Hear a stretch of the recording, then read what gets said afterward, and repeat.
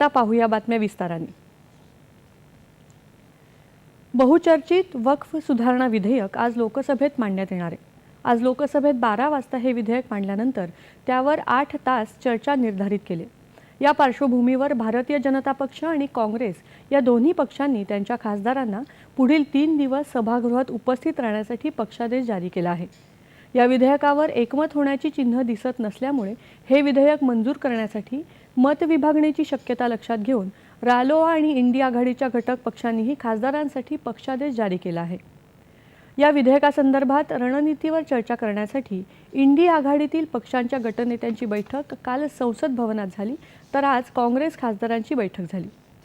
वक्फ सुधारणा विधेयकावर 8 तास चर्चा निर्धारित केली असली तरी आवश्यकता भासल्यास चर्चेची वेळ वाढवण्यात येईल, अशी माहिती संसदीय कार्यमंत्री किरेन रिजिजू यांनी दिली। या विधेयकावर प्रामाणिकपणे सार्थ चर्चा व्हावी यासाठी सरकार आग्रही आहे। तसंच प्रत्येक राजकीय पक्षाला या चर्चेसाठी पुरेसा वेळ देण्यात येईल असं त्यांनी सांगितलं। वक्फ सुधारणा विधेयक हे गरीब, मुस्लिम, महिला आणि मुलांच्या हिताचं आहे, मात्र राजकीय कारणास्तव या विधेयकाला विरोध केला जातोय अशी टीका त्यांनी आज नवी दिल्लीत पत्रकारांशी बोलताना केली।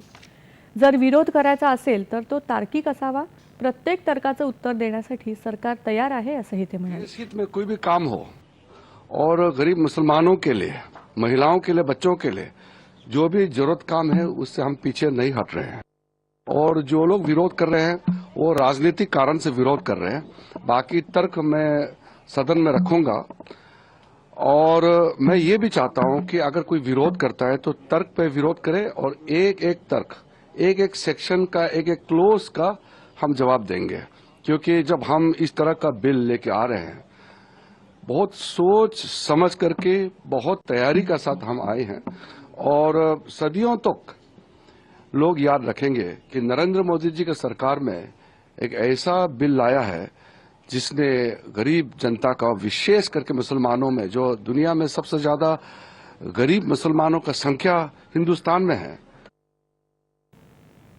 दरम्यान या विधेयकाबाबत शिवसेना उद्धव ठाकरे पक्ष बाळासाहेब ठाकरेंच्या विचारानुसार भूमिका घेतो की राहुल गांधी यांच्या पावलावर पाऊल ठेवून तुष्टीकरणाचं राजकारण करतो हे उद्या स्पष्ट होईल, असं ट्विट मुख्यमंत्री देवेंद्र फडणवीस यांनी केलंय।